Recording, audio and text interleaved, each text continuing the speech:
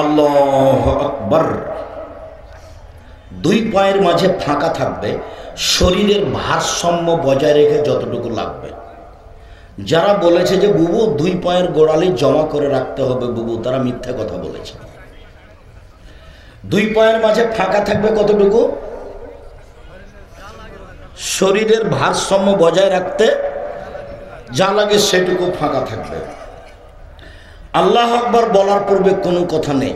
ওজুর পরে দোয়া পড়েছে, কথা শেষ। এখন আর নিয়তের নামে কোনো দোয়া পড়া যাবে না। নিয়ত হলো ওই যে ভাবছে যে ওজু করছে, যে সালাত আদায় করবে জোহরের, সেটার নাম নিয়ত। এখন নতুন কোনো শব্দ দিয়ে নিয়ত করা যাবে না। করলেই রাসূলকে অপমান করা হবে, ফলাফল হবে জাহান্নাম। একটু 19-20 করা যাবে না। ধর্ম একজন মানুষের কথা দিয়ে চলে, যার নাম মুহাম্মদ সাল্লাল্লাহু আলাইহি সাল্লাম। এক গিলাস পানি পান করলে 5টা বিধান লাগে, তার নাম ধর্ম। সব নগদ, মারেফতে দিয়ে কোনো ধর্ম চলে না। সব নগদ, একবারে টাটকা, 19-20 নাই, এজমা লাগে না, কিয়াস লাগে না, কিছুই লাগে না।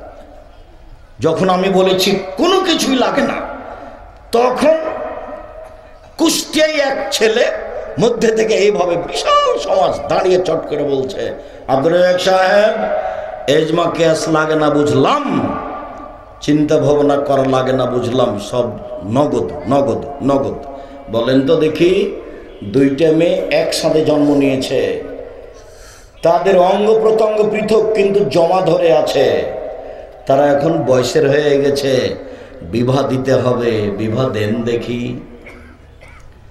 ইজমা কিয়াস লাগে না বলে, চিন্তা ভাবনা করা লাগে না বলে, বলেন তো দেখি। এরকম মাঠে আমি 27 বছর থেকে ফতোয়া লিখছি, 7 বছর থেকে ফতোয়া পরিচালনা করি, আর 20 বছর ফতোয়া লিখেছি কলমে। তা আমি বললাম আপনার ফতোয়াটা একেবারেই সহজ। তো সহজ কথাটা বোঝাতে গিয়ে আমরা যখন স্কুলে 2-1 দিন গেছিলাম, পড়েছিলাম কি মাদ্রাসার বই পড়েছিলাম, একটা বই, একটা গল্প পড়েছিলাম, মোল্লা দোপেঞ্জি। মোল্লা দোপেঞ্জি জি জাহাপনা, আকাশের দিকে দেখো তো, দেখলাম জাহাপনা, কিছু দেখলে না? হ্যাঁ, 2টা কাক উড়ে গেল দেখলাম। তো বলো তো দেখি এদেশে কতটি কাক আছে? 9,999টি। কম হলে বেড়াতে গেছে, বেশি হলে বেড়াতে এসেছে। হ্যাঁ, ঠিক বলেছে মোল্লা দোপেঞ্জি। ওইটা কি? ওইটা চৌবাচ্চা জাহাপনা। বলতে পারো চৌবাচ্চায় কত পেয়ালা পানি আছে? বলতে না পারলে তোমার গর্দান যাবে। তা যাক জাহাপনা, তবে প্রশ্ন একদম সহজ। যদি পেয়ালা চৌবাচ্চার সমান হয় 1 পেয়ালা, যদি পেয়ালা অর্ধেক হয় তাহলে 2 পেয়ালা, যদি 4 ভাগের 1 ভাগ 4 পেয়ালা, যদি 8 ভাগের 8 ভাগ 1 ভাগ হয় 8 পেয়ালা, যদি 16 ভাগের 1 ভাগ হয় 16 পেয়ালা। আর থামো থামো থামো থামো, খুব খুশি হয়েছে, তোমাকে আজকে মোরগ মুসাল্লাম খাওয়াই, খুব খুশি। তো কথা তো একেবারেই সোজা। ও তো আর বলেনি যে এই পেয়ালার কত পেয়ালা, ও তো বলেছে কত পেয়ালা পানি। কথা তো সহজ আছে, পেয়ালা যদি পুকুরের সমান হয় তাহলে 1 পেয়ালা। তো কথা তো ঠিকই আছে। আমি এটা আগে শোনালাম, শোনেন। আল্লাহ তাআলা বলছেন, লা ইউকাল্লিফুল্লাহু নাফসান ইল্লা উসআহা। যে মা বিধান মানুষ চালাতে পারবে না, বহন করতে পারবে না, সে বিধান আল্লাহ মানুষের উপরে দেননি। ডাক্তারের কাছে আশ্রয় নিতে হবে, ডাক্তার যদি পৃথক করতে পারে করবে, নইলে একজনের সাথে বিবাহ দিতে হবে, এটাই বিধান। এবার তুমি বলো মেয়েকে আর বিবাহ করতে চাচ্ছে কে? ও তো কাল্পনিক বলেছে। নগদ শরীয়ত, মারিফতি দিয়ে চলে না, একবারে নগদ। আর একটু যদি 19-20 হয়, বানানো হয়, তাহলে হুজুর যত বড়ই হোক জাহান্নাম হবেই। আল্লাহ নবী বলছেন, পৃথিবীর মানুষ বাল্লিগু আন্নী ওয়ালায়, আমার একটা কথা জানা থাকলে অন্যকে বলো। ওয়াহাদিসান বানি ইসরাঈল হারাজ, বানি ইসরাঈলের কাহিনী বলো, কোনো দোষ নেই। মান কাযাবা আলাইহি মুতাআম্মিদান ফালিয়াতাবাওয়া মাকাদাহু মিনান নার। কেউ যদি কোনো কথা আমার নামে বলে, যেই কথা আমি বলিনি, কেউ যদি কোনো কথা আমার নামে বলে, সেই কথা যদি আমার না হয়, তাহলে তার থাকার জায়গা জাহান্নাম। জুব্বা যত বড়ই হোক, পাগড়ি যত বড় হোক, রক্ষা করার তাকে কোনো পথ নেই। যেটা মুখ দিয়ে বের করছে সেটা নবীর হতে হবে, যেটা কলমে লিখছে সেটা নবীর হতে হবে। অবাক হলেও সত্য। 90 সাল থেকে দেখাচ্ছি, নবীর কথা নয়, অবাক হতে হয় আপনাকে। এক পৃষ্ঠে মানুষের বানানো দোয়া, যেটা আপনাকে আমি 90 সাল থেকে দেখে আসছি। এই পৃষ্ঠাতে আছে 3 লাইন, দো খাতমিল কোরআন, মানুষের বানানো। পরের পৃষ্ঠে আছে এক পৃষ্ঠে একবার দোয়া খাতমিল কোরআন, এক পৃষ্ঠে। দীর্ঘ 30-32 বছর থেকে বলছি, কিয়ামত পর্যন্ত সময় থাকলে এটা মানুষের বানানো দোয়া, রাসূলের নয়। কেউ যদি কোনো কথা আমার নামে বলে, সেই কথা যদি আমার না হয়, তাহলে তার থাকার জায়গায় জাহান্নাম। হুজুর যত বড়ই হোক তাতে আসে যায় না। বইয়ে হেডলাইন আছে, অবিবাহিত ছেলে মেয়ের পড়া নিষেধ। তো যে দেখে সেই পড়ে, যে দেখে সেই পড়ে। কিরে এখানে কি লেখা আছে? তা আমিও পড়ে দেখলাম, তখন আমি বিভাষাদি করেছি, আমি মানে ওনার কথা অনুপাতে ঠিক আছে। এইবার হেডলাইনের পরে পড়ে দেখি, ভরা পেটে স্ত্রী হলে ছেলে ভ্যাংচা হয়, সফরের পূর্বে স্ত্রী মিলন হলে ছেলে টেরা হয়, চন্দ্র সূর্য গ্রহণের সময় স্ত্রী মিলন হলে ছেলে কানা হয়। শুরু থেকে শেষ পর্যন্ত একটা বাক্য সত্য নয়, সবই মিথ্যা। শুধু তাই নয়, পুরো আলোচনাটা কোরআনের বিরোধী। কোরআন মাজিদে আল্লাহ বলছেন, নিসাউকুম হারসুল লাকুম ফাতু হারসাকুম আন্না শি'তুম, তোমাদের স্ত্রী তোমাদের ক্ষেত, তোমাদের জমি, তোমরা তোমাদের স্ত্রীদের নিকটে আসো তোমাদের ইচ্ছা মতো। ভরা পেটে কি, আর সফরের পূর্বেই কি, আর চন্দ্র সূর্য গ্রহণ লাগলেই কি আর না লাগলেই কি। এসব বইয়ের যখন লেখা দেখি, তখন আমার পুঁথির গান বলে মনে হয়। আমরা পল্লী অঞ্চলের মানুষ, আমাদের গ্রামে যারা বাংলা পড়তো, তখন ওই খুলিতে গরমের দিনে বাড়ির সামনে, বাড়ির চত্বরে ওই জোর করে চিৎকার করে পুঁথির গান পড়তো, পুঁথির বই পড়তো। তাতে লেখা থাকতো মাঝে মধ্যে, 6 মাসের রাস্তা মর্দ 6 দিনে গেল, ঘোড়ায় চড়িয়ে মর্দ হাঁটিয়ে চলিল। এটা হলো পুঁথির গানের কথা, পুঁথির বইয়ের কথা। বক্তার বক্তৃতা এরকমই। ফাতেমা কান্দিয়া কয়, আজ বুঝি হুসাইন কারবালাতে শহীদ হয়। ফাতেমা কান্দিয়া কয়, আজ বুঝি হুসাইন কারবালাতে শহীদ হয়। ফাতেমা কান্দিয়া কয়, আজ বুঝি হুসাইন কারবালাতে শহীদ হয়। যেদিন হুসাইন ইরাকের মাটিতে কারবালার মাঠে শহীদ হন, তার 49 বছর আগে ফাতেমা রাদিয়াল্লাহু তাআলা মারা গেছেন। তিনি কি করে কাঁদবেন? এটা হয় কি করে? ওইটা যেমন এই হুজুরের বক্তব্য, তেমন কোরআন মাজিদের গায়ে মিথ্যা কথা লিখে দেওয়া আছে দোয়াতেও। কত সাহস!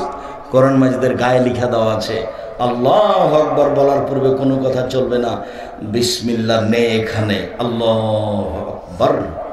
আব্দুর রহিম যখন বক্তব্য দিচ্ছিল, আমি অবাক হয়ে শুনছিলাম ব্যতিক্রম আলোচনা। তখন কি আপনি একটা কথা বুঝতে পেরেছিলেন যে কোরআন মাজিদে যে বিসমিল্লাহ লেখা আছে, এটা কোরআন মাজিদ পড়ার জন্য নয়। বিসমিল্লাহটা হচ্ছে এক সূরা থেকে আরেক সূরাকে পৃথক করার জন্য। এক সূরা থেকে আরেক সূরাকে পৃথক করার জন্য কি দিয়ে পৃথক করা হয়েছে? বিসমিল্লাহ দিয়ে। মনে থাকবে না মনে হয়? কোরআন মাজিদ পড়ার জন্য বিসমিল্লাহ নয়। এই জন্য সূরার প্রথমে পড়লে আগে আউযুবিল্লাহ, তারপরে বিসমিল্লাহ। কেন? আপনি সূরার প্রথমে আছেন, আর যদি মধ্যে পড়েন তাহলে আর বিসমিল্লাহ পড়তে হবে না। কি দিয়ে শুরু করবেন? আউযুবিল্লাহি মিনাশ শাইতানির রাজিম। তার মানে কোরআন মাজিদ হচ্ছে শয়তানের সবচেয়ে বড় শত্রু। তাই সব জায়গাতে বিসমিল্লাহ। আর যখন কোরআন মাজিদ পড়তে আসবেন, তখন আগে শয়তান থেকে আশ্রয় নেন আল্লাহর কাছে। আউযু বিল্লাহি মিনাশ শাইতানির রাজিম, বিতাড়িত শয়তান থেকে আল্লাহর কাছে আশ্রয় চাচ্ছি। বিসমিল্লাহির রহমানির রহিম যদি সূরার প্রথম হয়, অন্যথায় পড়া শুরু করে দেব। এখানে আউযুবিল্লাহ, আর সূরার প্রথম হয় আউযুবিল্লাহর পরে বিসমিল্লাহ। আর যদি মধ্যে হয় তাহলে শুধু আউযুবিল্লাহ। আল্লাহু আকবার। ডান হাতের কবজি বাম হাতের কবজির উপরে রাখবেন, বুকের উপরে রাখবেন, নাভির নিচে নয়। তারপরে আল্লাহুম্মা বা'id বাইনি ওয়া বাইনা খাতায়ায়া কামা বা'adta বাইনাল মাশরিক ওয়াল মাগরিব। আল্লাহ, তুমি আমাকে আর আমার পাপকে অত দূরত্বে রাখো, পূর্ব পশ্চিমকে তুমি যত দূরত্বে রেখেছ, আমি আর আমার পাপ যেন এত দূরাদূরি হয়। আল্লাহ নাক্কিনি মিনাল খাতায়া কামা নাক্কা সাবুল আবিজ মিনাদ দানাস। হে আল্লাহ, তুমি আমার পাপকে ধুয়ে দাও যেমনভাবে সাদা কাপড়কে ময়লা থেকে ধুয়ে পরিষ্কার করা হয়। আল্লাহ মাগসিল খাতায়া বিল মাই ওয়াস সালজাল বারাদ। আল্লাহ, তুমি আমার পাপকে ঠান্ডা পানি দিয়ে, বরফ দিয়ে, তুষার দিয়ে ধুয়ে পরিষ্কার করে দাও। আউযু বিল্লাহি মিনাশ শাইতানির রাজিম। এই যে সূরা হলো আউযু বিল্লাহি মিনাশ শাইতানির রাজিম। আমি আল্লাহর কাছে আশ্রয় চাচ্ছি বিতাড়িত শয়তান হতে। এখন সূরা ফাতিহার পূর্বে আছে, এই জন্য বিসমিল্লাহির রহমানির রহিম পরম দাতা দয়ালুর নামে আরম্ভ করছি। আলহামদুলিল্লাহি রাব্বিল আলামিন। বিশ্বজগতের প্রতিপালকের প্রশংসা। আর রহমানির রহিম, তিনি হচ্ছেন পরম দাতা দয়ালু। মালিক ইয়াউমিদ্দিন, তিনি হচ্ছেন বিচার দিনের মালিক। ইয়াকা না'বুদু, একমাত্র তোমার ইবাদত করি। ওয়া ইয়াকা নাস্তাঈন, একমাত্র তোমার নিকটে সাহায্য চাই। ইহদিনাস সিরাতাল মুস্তাকিম, তুমি আমাকে সোজা পথ দেখাও।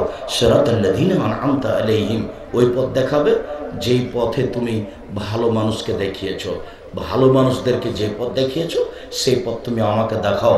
গায়রিল মাগযুবি আলাইহিম ওয়ালাদ-দাল্লিন, ওদের পথ দেখায়ও না যারা ভ্রান্ত, যারা অভিশপ্ত, ওদের পথ দেখায়ও না। আমিন।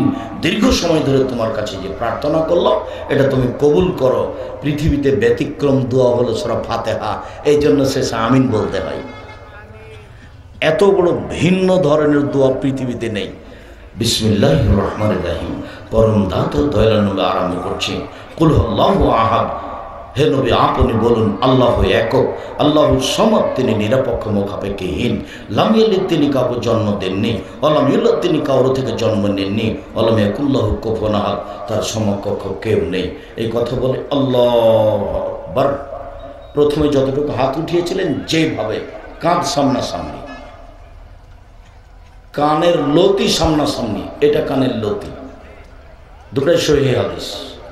কাঁধ সামনাসামনি, আল্লাহ আল্লাহু আকবার। এবার রুকুতে চলেন।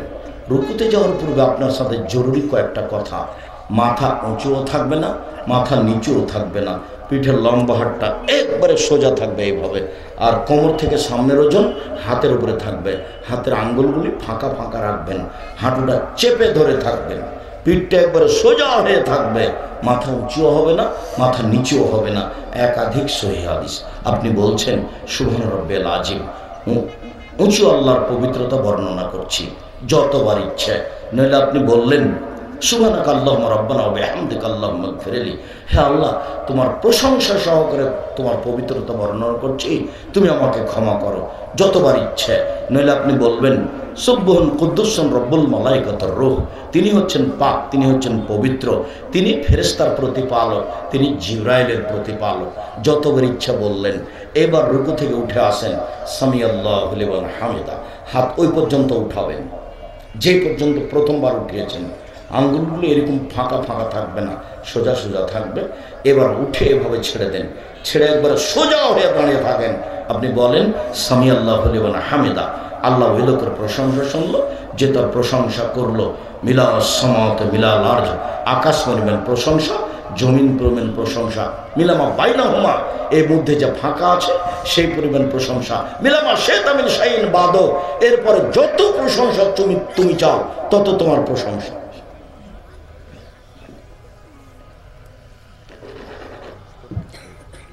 সম্মানিত দিনী ভাই বোন, এরপরে চলেন যাই সিজদায়।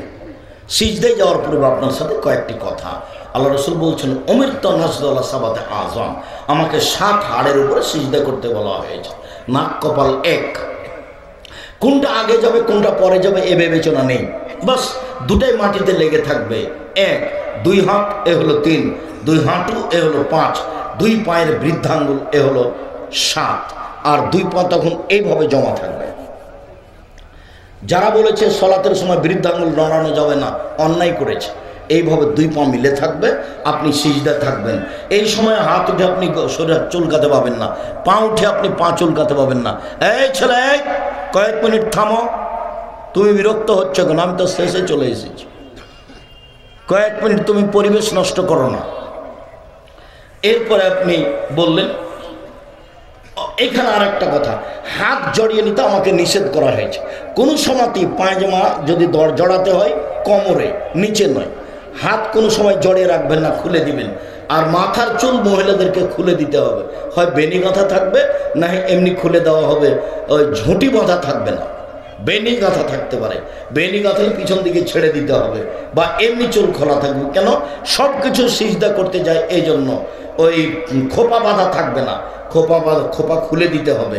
এই অবস্থায় সালাত আদায় করতে হবে। আপনি বলবেন সিজদায় এই দোয়া, তারপরে উঠে এসে বলবেন আল্লাহুম্মা গফিরলি ওয়ারহামনি ওয়াহদিনি ওয়াগফিরনি ওয়ারজুকনি, আল্লাহ আমাকে ক্ষমা করো, আমার প্রতি দয়া করো, আমাকে রুজি দাও। এই দোয়া পড়ে আবার আপনি যাবেন সিজদায়, আপনি বলবেন সুবহান রাব্বিল আলা, উঁচু আল্লাহর পবিত্রতা বর্ণনা করছি। এ হলো এক রেকাত, যতবার ইচ্ছা ততবার বলবেন। আর এক রেকাত এইভাবে পড়ে এইবার আপনার আত্তাহিয়াতের বৈঠক যদি হয়, তাহলে বাম পায়ের পাতার উপরে বসবেন আর ডান পা খাড়ো করে রাখবেন। যদি সালামের বৈঠক হয়, তাহলে বাম পা ডান দিকে বের করে দিবেন। সালামের বৈঠক এক রাকাতেও হয়, তা হচ্ছে বিত্র। সালামের বৈঠক 2 রাকাতেও হয়, তা হলো ফজরের সালাত। সালামের বৈঠক 3 রাকাতেও হয়, তা হলো মাগরিব। সালামের বৈঠক 4 রাকাতেও হয়, তা হলো জোহর, আসর, এশা। যদি সালামের বৈঠক হয়, পাটা ডান দিকে বের করে দিবেন, পিছন নিতম্ব মাটির উপরে রেখে দিবেন, দিয়ে আপনি বাম হাতের আঙ্গুলগুলি জমা জমা রাখবেন, আর ডান হাতের আঙ্গুল 2টা এভাবে জমা করবেন। করেন তো দেখে, 2টা জমা করেন।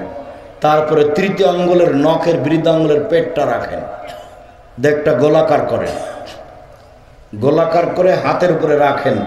এবার আত্তাহিয়াতু লিল্লাহি ওয়াস সালাওয়াতু ওয়াত তাইয়্যিবাতু শেষ পর্যন্ত অবিরাম নড়বে। আপনার চোখের দৃষ্টিটা আঙ্গুলের উপরে থাকবে। যতবার নড়াচ্ছেন ততবার আপনি শয়তানকে আঘাত করছেন। একবার বলতে হবে ইল্লাল্লাহর সমাতে আঙ্গুলটা উঠাতে হবে, এই কথা মিথ্যে, জাল জয় ভুয়া হাদিস দ্বারা প্রমাণিত নয়। অবিরাম নড়বে, এটাই ঠিক। এরপরে দুরুদে ইব্রাহিম, এরপরে দোয়ায়ে মাসুরা, এরপরে আপনার যেটা ভালো লাগে। দুরুদে ইব্রাহিমের পরে যে দোয়া আপনাকে ভালো লাগে, সেটা কোরআনের হোক, সেটা হাদিসের হোক, আপনি বলতে থাকেন। আমার পক্ষ থেকে একটা পরামর্শ থেকেছে যে আপনার শেষ দোয়াটা যেন হয় রব্বির হামহুমা কামা রাব্বায়ানি সাগীরা। হ্যাঁ আমার প্রতিপালক, তুমি আমার বাপ মাকে দেখো, আমার বাপ মা বাল্য অবস্থা আমাকে যেভাবে দেখেছে। এখানে আর একটা পরামর্শ আপনার কাছে থেকে গেছে, সেটা হলো এই দোয়াটা যেন আপনি বলতে পারেন নিয়মিত। সেই জন্য 2 রাকাত সালাত আদায় করে আল্লাহকে বলবেন, আল্লাহ আমি যেন এই দোয়াটা আমার বাপ মায়ের নামে প্রত্যেক দিন সালাম ফেরার পূর্বে পড়তে পারি, এই তৌফিকটা তুমি আমাকে দাও। আমি মনে হয় বুঝাতে পারিনি। 2 রাকাত সালাত আদায় করবেন কেন? এই দোয়াটা যেন নিয়মিত পড়তে পারেন, এই দাবিটা পেশ করার জন্য আল্লাহর কাছে। এটা ভুলবেন না কোনো সময়। বাপের জমি জায়গা ভোগ করছেন, কি করলেন তার জন্য? কি করেছেন? বাড়িঘর তার, জমি জায়গা তার, সব কিছু তার, ভোগ করছেন, তার জন্য তো আপনি কিছু করতে পারলেন না। জি, একাধিক সহিহ হাদিস হাত তুলে দোয়া করার 35টা হাদিস আছে। এই যে বই আছে স্টেজে, হাত তুলে দোয়া করার 35টা হাদিস আছে। 16টা স্থান আছে কোথায় কোথায় হাত তুলে দোয়া করবে। হাত তুলে দোয়া করা ব্যক্তিগত ব্যাপার। নামাজের মধ্যে সবাই মিলে হাত তুলে দোয়া করলো যে নবীকে অপমান করলো সে। নামাজের পরে সবাই মিলে হাত তুলে দোয়া করলো যে সে যত বড়ই হুজুর হোক না কেন, সে রাসূলকে অপমান করেছে। ঈদের মাঠে সবাই মিলে হাত তুলে দোয়া করেছে যে সে রাসূলকে অপমান করেছে। সভা সমিতির পরে, এরকম বৈঠকের পরে, বিবাহের বৈঠকের পরে সবাই মিলে হাত তুলে দোয়া করেছে যে সে রাসূলকে অপমান করেছে। হাত তুলে দোয়া করে ব্যক্তিগত ব্যাপার। আপনার বাপের কবরের কাছে গিয়ে হাত তুলে দোয়া করে কি বলবেন আপনি? আপনার ব্যাপার। কান্নাকাটি করে 2টা কথা আপনি বলেন, আর একজন পাশে থাকলে আপনি কান্নাকাটি করতে পারবেন না।